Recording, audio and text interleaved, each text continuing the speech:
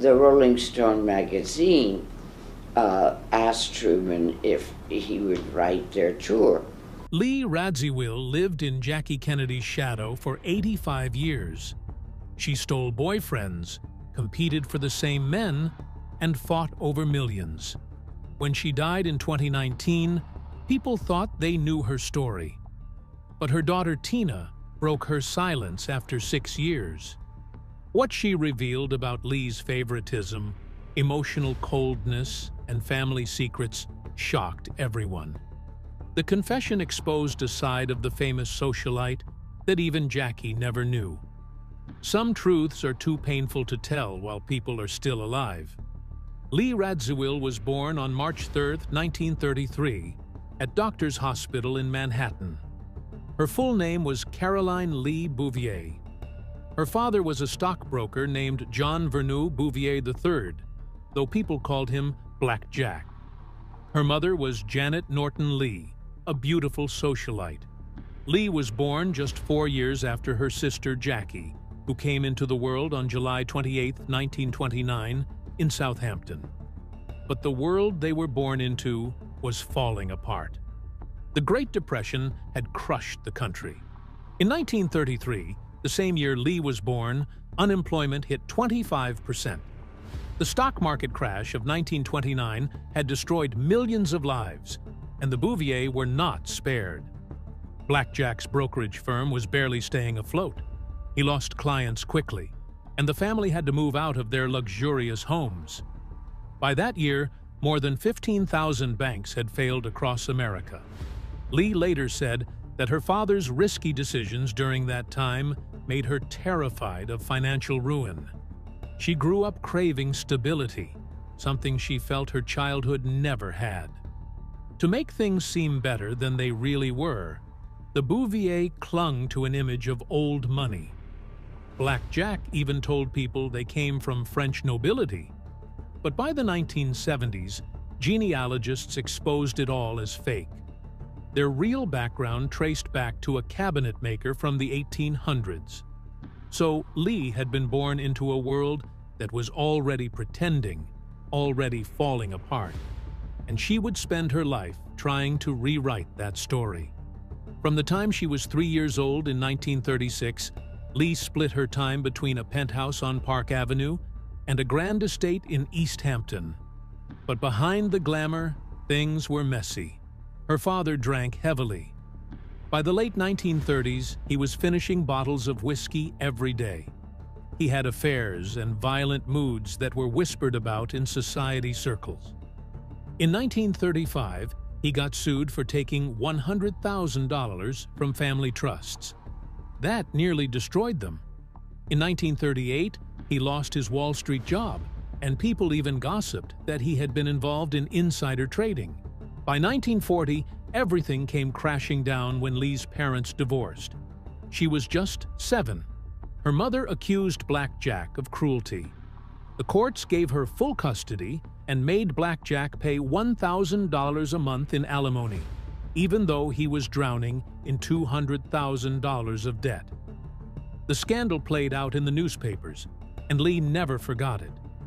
Lee and Jackie were suddenly living between homes, surrounded by tension. In 1942, Janet married again. This time, it was Hugh D. Auchincloss, a wealthy oil heir worth over $50 million. The new marriage brought more children into the picture, like Yusha, born in 1927, and half-siblings Janet in 1945 and Jamie in 1947. Lee felt like she didn't belong in this new world. She was only 10 when she started fighting with her new stepbrothers and stepsisters, worried about who would get what in the future. She once said those years taught her not to trust anyone. When her father got drunk and passed out at a family event in 1942, embarrassing her in front of everyone, she said she made a vow to never show weakness again. Lee spent summers at a place called La Sata, a 7-acre estate in East Hampton that her grandfather had bought in 1925 for $50,000. It had 8 bedrooms and views of the ocean. The family hosted famous names there. By 1937, Lee was meeting people like the Vanderbilts and the Rockefellers. On the outside, it looked magical, but inside things were tense. Jackie, 4 years older, was the star. In 1940, Jackie won a pony riding contest. Lee was 7 and cried when she lost. Their grandfather, Major Bouvier, died in 1948, owing $1 million in debt, and the family had to sell Lasata in 1950. Lee later said that no matter how beautiful a place looked, it never meant peace. One night in 1939, there was a drunken fight at Lasata. That night, she learned that high society could be cruel behind its polished surface. By age 5 in 1938, Lee and Jackie were already being dressed in matching outfits for photos. Their mother was obsessed with image. Even during the Depression, Janet spent $500 a year on their clothes. After the divorce in 1941, she put both girls into ballet classes that cost $200 per session. Everyone always said Jackie was prettier. That hurt Lee deeply. In 1950, at just 17, she got a nose job to change how she looked. By the time she went to Miss Porter's school in 1947, she had learned to copy styles that would later make her famous. But the style was a mask. One day in 1939, when she ripped a dress, her mother locked her in a closet for hours. From that moment, Lee began hiding her pain behind perfect clothes and perfect smiles. She started school at Chapin in Manhattan, then went to the Potomac School in Washington. In 1947, she entered Miss Porter's in Connecticut, where tuition cost $1,500 a year. That would be more than $20,000 today. She was good at drawing and acting. Her 1950 yearbook had kind words about her creativity. But she failed math and history. Jackie, on the other hand, got straight A's. She even won a Vogue writing contest in 1951. Teachers said Lee was bright but wild. She skipped homework, chased thrills, and got detention 2 times a week in 1949. She hated being compared to Jackie and started looking for her own way out. At 15, in 1948, Lee started rebelling. She skipped 12 classes one semester. On October 15, 1948, she got caught smoking Marlboros behind the dorms and was suspended for 2 weeks. People were shocked. They thought she was the good daughter. Worse, there were rumors she had a 20-year-old boyfriend named Peter. Her mother pulled her out of school for a serious talk on November 5, 1948. But it didn't work. In February 1949, she climbed out a window and hitchhiked 10 miles to a party. She came back at dawn, messy and smiling. Her father paid $500 that year to clean up her messes, but still called Jackie the favorite. In 1950, she forged notes, missed 18 days, and nearly lost her $50 a month allowance. That year, Lee began pulling away from the perfect Bouvier image. Society began to notice. She spent summers at Hammersmith Farm in Newport, a 28-room estate her stepfather's family had owned since 1887. They bought it for $100,000. Starting in 1941, she learned to ride horses. By 1946, she had won a ribbon on a pony named Dancer. She had to learn manners and French phrases from governesses, but she never felt like she fit in. Her stepfather was worth over $10 million. Her half-siblings, Janet and Jamie, were born in 1945 and 1947. During a big party on August 15, 1948, she stayed upstairs, feeling invisible. In 1950, she stopped helping with chores. On July 3, 1951, she snuck off to sail and got stuck alone for hours. On June 28, 1949, her stepfather caught her sneaking liquor. A family fight followed. Even with all the yachts and picnics, Lee felt trapped by a life that wasn't hers. Lee Radziwill never liked being just someone's sister. In the early 1960s, while most people still saw her in Jackie Kennedy's shadow, she quietly started working with Giorgio Armani. It wasn't official at first. She would wear his custom pieces while traveling around Milan, showing off a black and white striped top and a velvet skirt that later turned heads at a 1982 event. By 1980, she made it official, becoming Armani's special events director. This was her first real job, and by 1985, she was earning $50,000 a year. It might not sound like much today, but back then it was shocking for someone born into high society. She used her charm and connections to bring Armani into Hollywood, even introducing him to Richard Gere at a party in 1980. Armani's sales in the U.S. exploded from $10 million to $135 million by 1984. She helped him dress Oscar winners, even though Jackie reportedly wasn't happy about it, since she preferred American designers. But for Lee, this was her chance to finally stand out. In 1966, she took another big step by working with Truman Capote on a fashion series for Ladies' Home Journal. The articles surprised readers right away. Lee admitted to secretly borrowing Jackie's Givenchy gowns back in 1961 when money was tight, even sneaking them into the White House against JFK's wishes. She revealed her clothing budget was only $20,000 a year, and sometimes she pawned her jewelry for as much as $5,000 to keep up appearances. Capote helped write about her trip to India in 1962, including a $1,200 Yves Saint Laurent dress she wore. The articles came out in July 1966 and reached 2 million readers. But things got tense when Lee admitted she always felt insecure around Jackie, whose wardrobe budget was 5 times bigger at $100,000 a year. The partnership made her more famous, but also more vulnerable. People gossiped that Capote loved her more than she realized, and when he later exposed private stories in a 1975 magazine piece, their friendship ended for good. Back in February 1962, Rolling Stone magazine gave her a huge spotlight, calling her the chic Radziwill. It was a 10-page spread with 15 photos, including her posing in a $3,500 Mondrian dress by Yves Saint Laurent. She wore $800 turbans and $2,000 gowns, living the high life. One story talked about her 1961 camel ride in Pakistan, where she lost a $500 shoe. That article made her stand out, and it boosted YSL's U.S. sales by 40%. But it also stirred up trouble with Jackie, who slapped her during an argument just 1 month later. That same year, Jackie wore a similar YSL dress to a White House dinner, quietly showing her disapproval. Even fashion became a battle between the sisters. In 1967, Lee launched her own fashion line.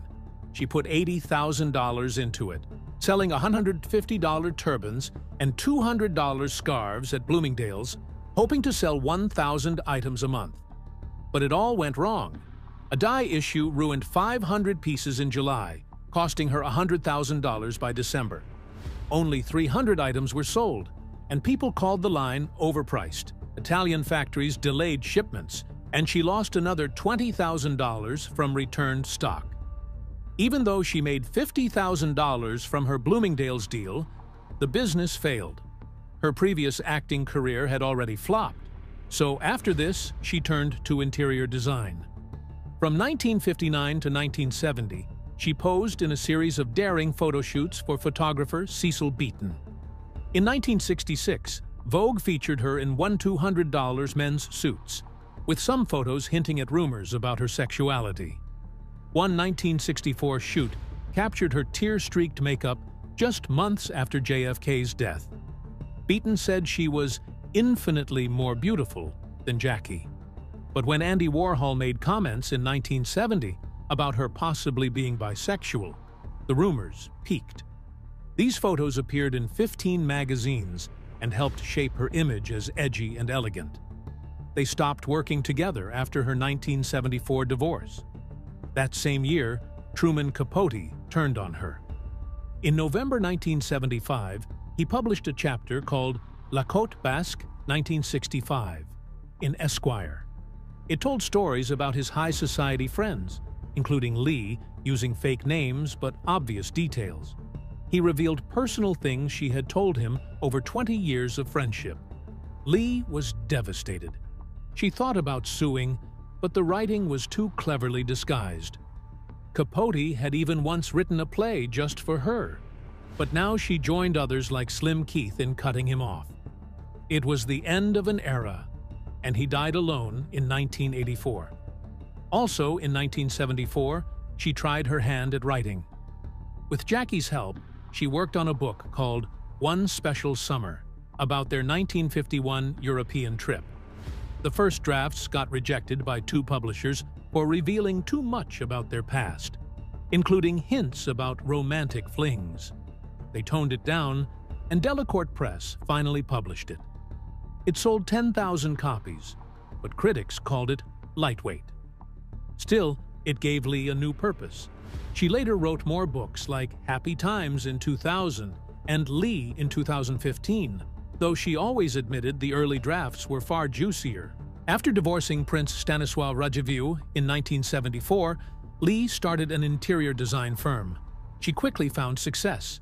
In 1974, she redesigned Baron Guy de Rothschild's Paris apartment for over $500,000, which today would be about $3 million. Her Indian-inspired silks shocked the French elite. By the late 1970s, she was earning $2 million a year, working with clients like Stavros Niarchos. Her business expanded to New York in 1980, with 15 major projects per year and a $10 million portfolio. Still, people whispered that she only worked with clients who had titles, ignoring the new rich. In 1975, she redesigned the luxury suites at the Pierre Hotel in New York. It had just been hit by a $27 million jewel heist. Lee added hidden safes in furniture, including a $50,000 bed frame with secret drawers. One suite even had a panic room that looked like a closet, with bulletproof glass and a $200,000 price tag. Some people thought it was over the top, but others loved the blend of beauty and security. By 1978, she had earned $1.5 million from the Pierre alone and later designed 10 more hotels in a similar style. Her memoir, Happy Times, finally came out in 2003, but she had started writing it back in the early 1980s. The original drafts were explosive. In 1982, she wrote about a 1962 argument with Jackie over a $10,000 loan and how Jackie refused to help her. The Kennedy family got lawyers involved in 1983, warning her not to publish under a $500,000 penalty. She changed the drafts, but some pages leaked in 1984, showing stories of jealousy and drama, including Jackie's anger over Lee's 1959 marriage to a prince. When the book finally came out, it sold 50,000 copies in 1 month and earned her $1 million. In 1980, she returned to fashion as Armani's PR executive, earning $200,000 a year. By 1985, it was $500,000. She helped Armani reach Hollywood by dressing Richard Gere for American Gigolo, which made $52 million in 1988. She signed with Marc Jacobs for $300,000. But in 1985, a scandal hit when Jacobs released an ad of Lee in a revealing pose. It was pulled after backlash, costing $1 million in lost ads. Some accused her of using the Kennedy name for attention. Conservative groups boycotted Jacobs in 1986, but her fashion work continued, and by 1989, she was part of 20 campaigns. Between 1975 and 1985, she mentored over 30 young designers. But in 1987, interviews came out where she admitted to rejecting 15 applicants in 1984 for not having the right breeding. She said poise mattered more than talent. This caused 200 angry letters and criticism from the American Society of Interior Designers in 1988. Applications to her firm dropped 20%. In 1990, a former mentee sued her for $100,000 after being fired for not fitting in. She still launched a few successful careers, including one designer who later worked for the Rothschilds. But by 1989, she had lost 3 major clients due to the scandal. Lee's divorce from Prince Radziwill became official on July 23, 1974, after 2 years apart. He had been having affairs with younger women and left behind debts of $30 million when he died in 1976. Lee lost her princess title and had to auction off family treasures in 1975 to stay afloat. She sold a 19th-century Polish saber for $8,000 and other items worth $50,000.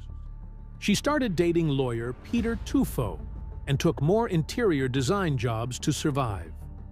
Her children, Anthony and Tina, were supported by Jackie since their father's estate was worthless.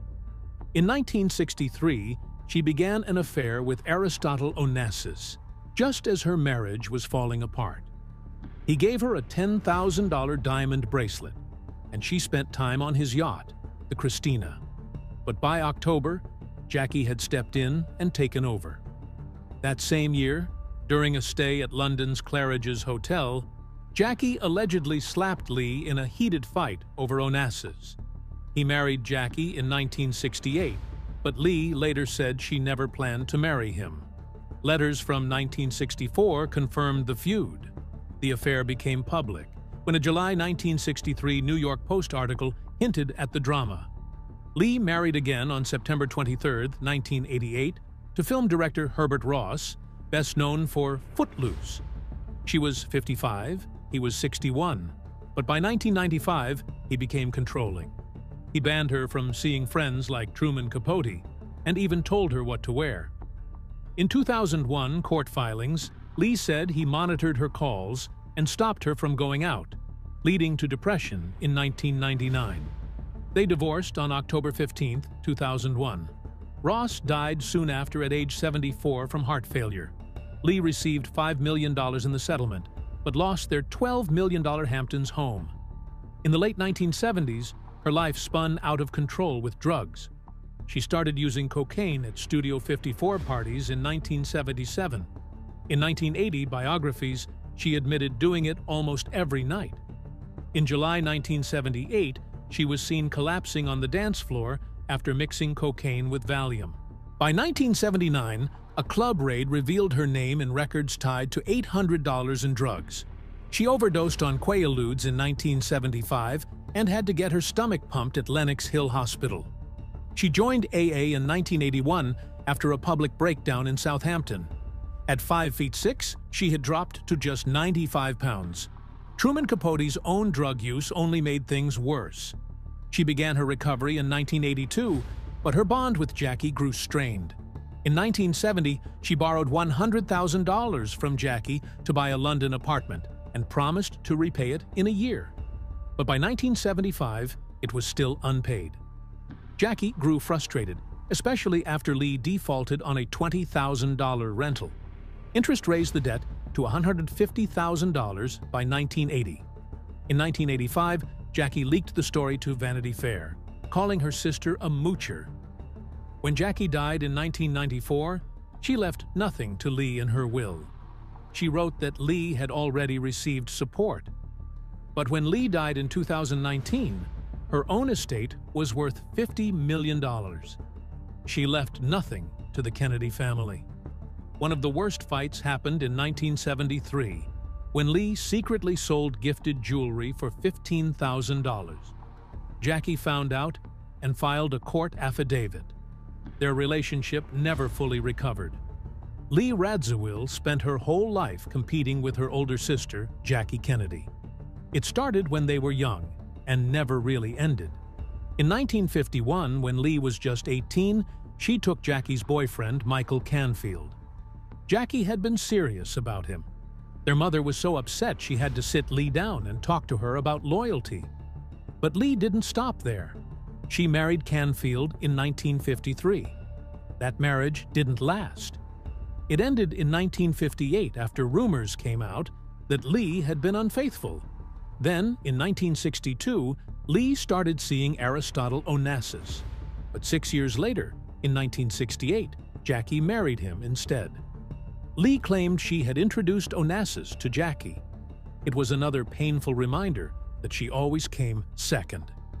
In private, Lee told Truman Capote in 1962 that she was obsessively jealous of her sister's success and status. even though she told People magazine in 1976 that they were exceptionally close. People who knew them said there was always tension, whether it was about men, money, or fame. Lee was born on March 3, 1933. Jackie was born July 28, 1929. Lee was always following behind. When President John F. Kennedy was shot in Dallas on November 22, 1963, Lee flew from London to Washington the next day. She stayed with Jackie for weeks. During the funeral on November 25th, Lee cried hard as the plane flew over Arlington Cemetery.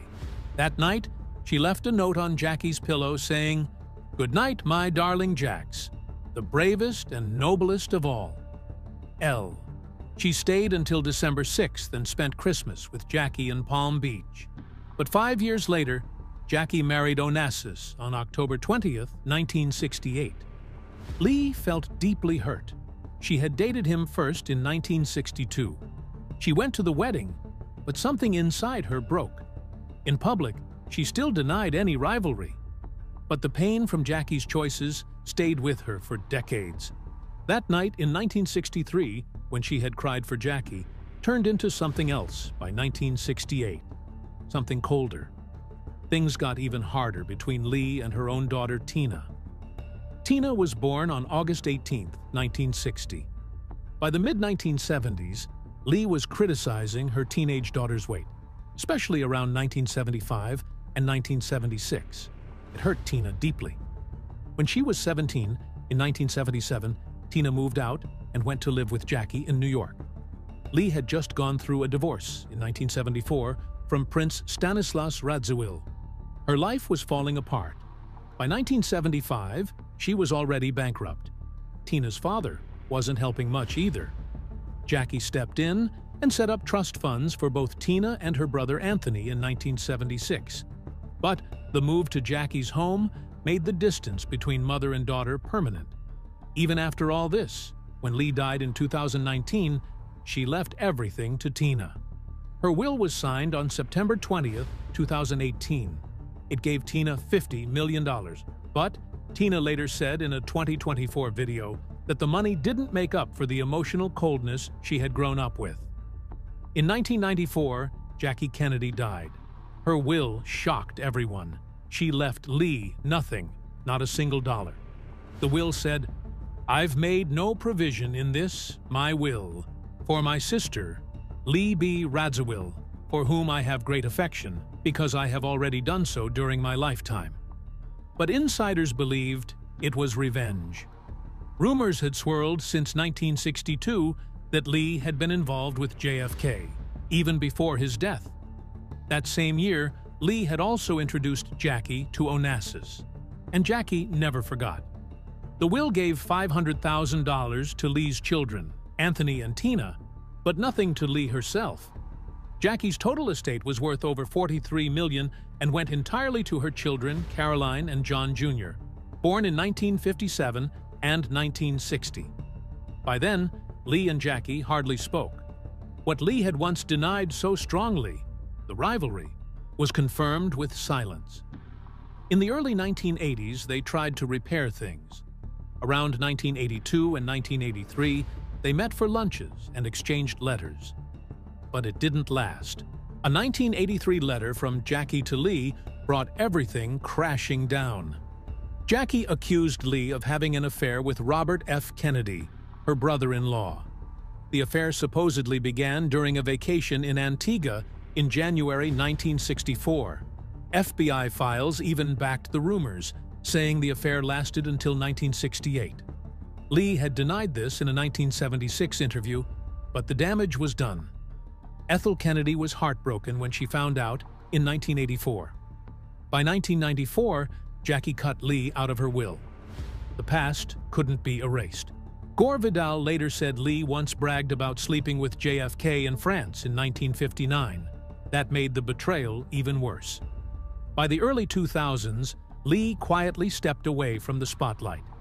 In 2001, she sold her Hamptons home for $3.5 million and moved to a quiet apartment on Avenue Montaigne in Paris. Her glamorous days with Warhol and Capote were long gone. In 2015, when she was 82, Lee was rushed to the hospital in New York. The family didn't say what caused it, but people close to her whispered that she had been drinking heavily for years, sometimes finishing 2 bottles of wine a day.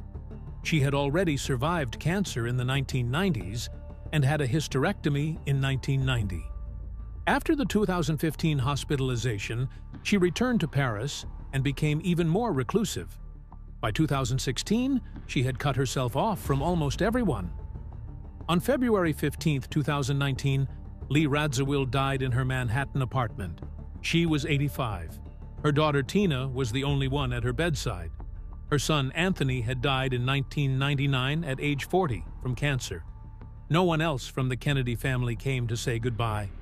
Her funeral on February 25th had only 50 guests. Medical bills of $200,000 were unpaid when she passed. There were rumors that she hadn't spoken to old friends like Rudolf Nureyev's circle in years.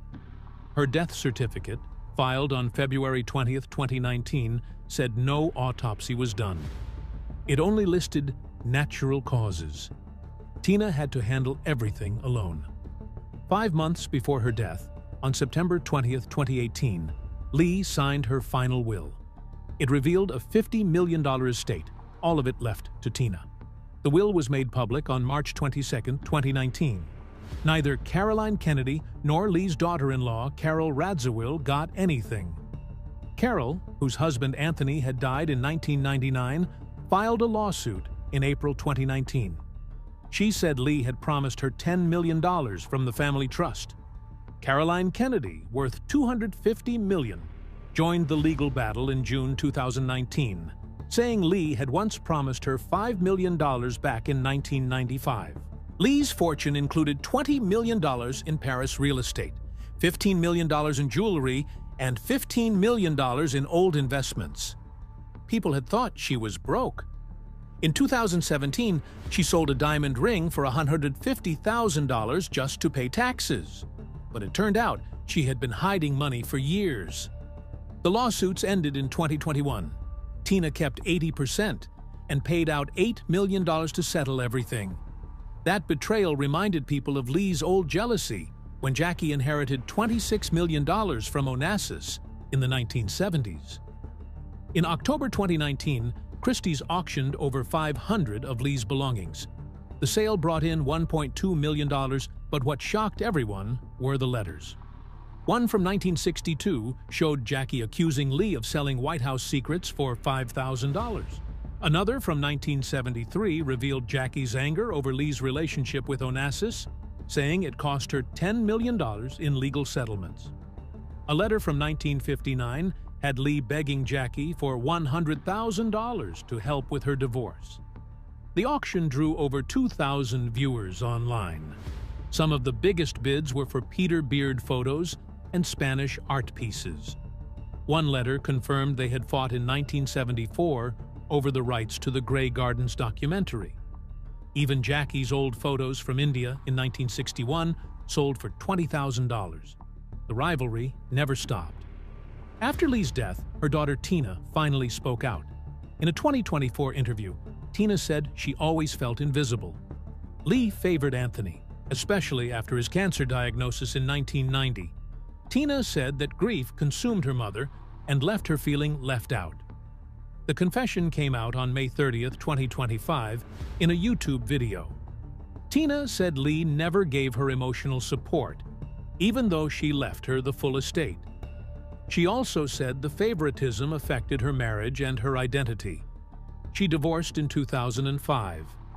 Tina said she stayed quiet for years out of respect, but the truth had to come out.